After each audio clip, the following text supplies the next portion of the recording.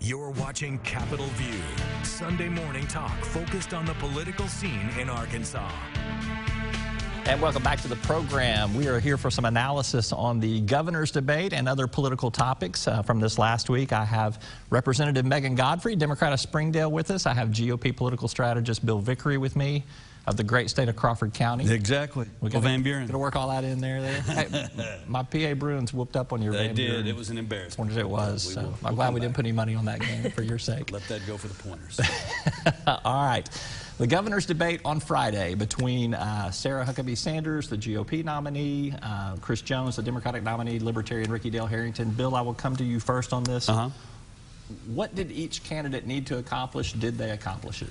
Well, look, I think the race is a foregone conclusion at this point. Sarah Huckabee Sanders is going to win. She's going to be governor.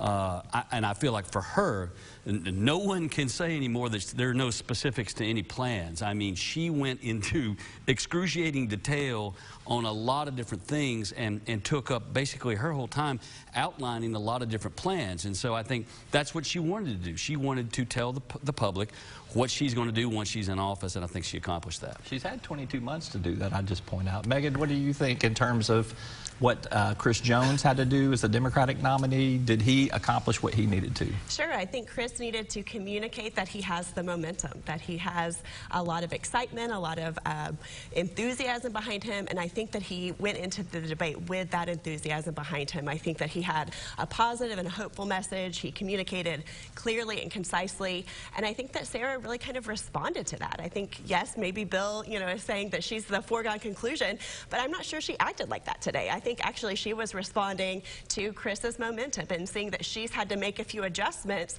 to her message to be more resonant with voters that perhaps she thought she had locked up, and instead is seeing that Chris really is moving forward in a way that is perhaps surprising to her and to others across the state. Bill? Yeah, no, again, it's a foregone conclusion. I mean, if we want to put money on anything, you'll put money on the fact that Sarah Huckabee Sanders is going to be the next governor. And during that 22 months that you referenced, she raised more money than any gubernatorial candidate in history. I think she's going to win by the widest margin of any gubernatorial candidate in history. And so she has communicated, I think as she noted today, with thousands and thousands of Arkansans on a regular basis. I like the fact that she said she talks to people directly, doesn't worry about the media, doesn't worry about her message being misconstrued, goes directly to them. And I think the result on Election Day is going to be the manifestation of all this campaigning up to that point. Yeah. Go ahead. Well, I actually thought she felt a little bit defensive about that. I felt like she really needed to prove that she was indeed communicating with voters across the state. Chris Jones has been very out front, very available, very accessible, and people are starting to hear that message and really connect with it. And I think Sarah felt a little bit like she needed to prove that she too, lives in Arkansas and visits Arkansas and communicates with Arkansans in a way that felt a little bit defensive, while Chris has been so strong on that front. Let's move to another part of what I think is debate strategy, and that is when you're on a stage like that, it is the only stage that you're going to have in terms of being, I guess, on the stage together and doing some sort of compare and contrast. One of the things that and I'm sure you advise political candidates on this, I'm sure you as a political candidate have thought about this, you don't want to make any mistakes. Did they both avoid making mistakes today? I did think it was there was a casual sense to what was going on. I think the Libertarian candidate happened to add to that as well. And so I didn't sense that any candidate made a mistake necessarily. And two, I did feel it was, laid back's not the right word, but there was a casualness to the whole thing. I didn't feel like it was any kind of tension convention, and I think that's because these guys have been out campaigning for a long time. We're doing this sort of wrap everything up. Yeah, they were both comfortable. Did you feel like that the candidates also did not make any major stumbles? One thing I would want to know is I noticed that Sarah said that she was going to be fighting against good policy. I assume that was a mistake, but I'm not sure that it was. That was something that I noticed that hit a little bit peculiar as she said it. But I do agree with Bill that ultimately it was a very kind of measured and professional debate. I thought they came with their plans and their vision and communicated just kind of in a way that didn't have a lot of fireworks. That's kind of how people have been describing the debate. And I would say that's because there weren't a lot of stumbles or fumbles or missteps by the candidates. As we were talking, it was the classic public television debate. It was quiet and mild-mannered, and I thought the questions were good, and so I think that came across in the production. I did think the questions were good. I thought there were some very well timed questions there too. And on Ricky Dale Harrington, the Libertarian candidate, there, his mission is to get to 3%, so that the Libertarians qualify as a political party. I was with somebody watching that debate, and they said, I want him to speak at my funeral. He's such a smooth talker there. So maybe assess a little bit of his performance. Do you think that he did enough to get the Libertarians where they needed to get? Megan? You know, I was impressed by his performance, just in his demeanor and the way he came prepared, both kind of with that big picture, what his leadership style is and will be, and also on some particular policies. I thought he had some great answers to some of the specific questions. Whether or not it's enough to get to 3%, I'm not sure, but I do think that his presence was welcome in the debate, and I actually thought that some of the things he was saying, both substance and style, did elevate Christian's message and kind of point out some of the vulnerabilities of Sarah's. Yeah, I didn't see that at all. I thought, listen, clearly he's a man of great conviction and passion and believes strongly, and I think did articulate a central message of wanting hope and healing and peace, and I thought that was impressive. But at the end of the day, I just don't see him getting to, do not see the Libertarian Party getting to 3%. I think this all really boils down to the R and the D, and that's where all the heat's going to be. And it could, you know. 4 years ago, Libertarian candidate got just right under 3%. So I think it's doable in this election cycle. I'm not saying it'll happen, but I think it's doable. So, all right, let's talk about, there were a week's worth of other debates this last week. We don't have time to go into all of them because we're at about 2.5 minutes left for this segment.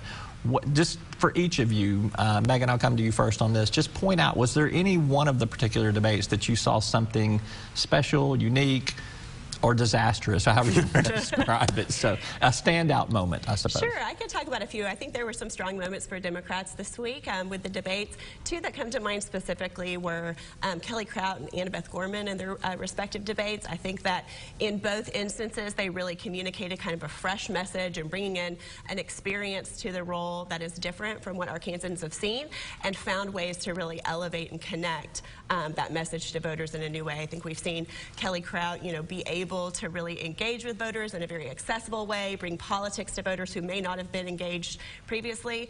And I also thought she did a good job in kind of calling out some of Leslie Rutledge's nonsense. I appreciate her boldness there. I think with Annabeth Gorman, similarly, her experience in being a chief executive and also kind of reimagining the role as an opportunity advocate. I love her framing there. I think it was a good way to kind of communicate what these state level positions can be and should be, and engage voters in a new way. Bill just wants to be in one of Kelly's TikToks. Yeah, well, listen, it's going to be a big year for Republicans. And just from a pure political standpoint, every Republican that took the stage had really everything to lose and nothing to gain, because there are wide margins in every race. I think it's clear that Tim Griffin's the next Attorney General, Leslie Rutledge is the next Lieutenant Governor. I think Mark Lowry has the race sewn up. So there's just not a lot that can be generated by Republicans from these debates. And let me go a step further. People that watch debates now have their minds made up anyway. The real message is they become material for social media.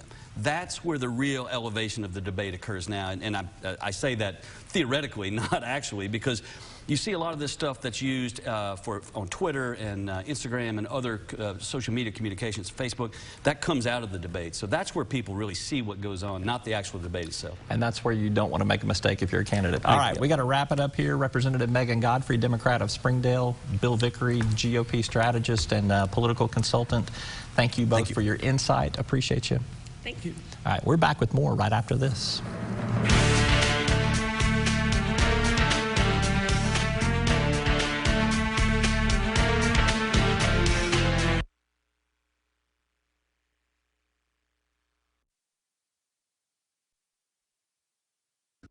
You're watching Capitol View, Sunday morning talk focused on the political scene in Arkansas. Well, that is all for today's program. Thank you so much for joining us. I'm Roby Brok. You can get more information on talkbusiness.net, or you can go to KARK.com/Capitol View.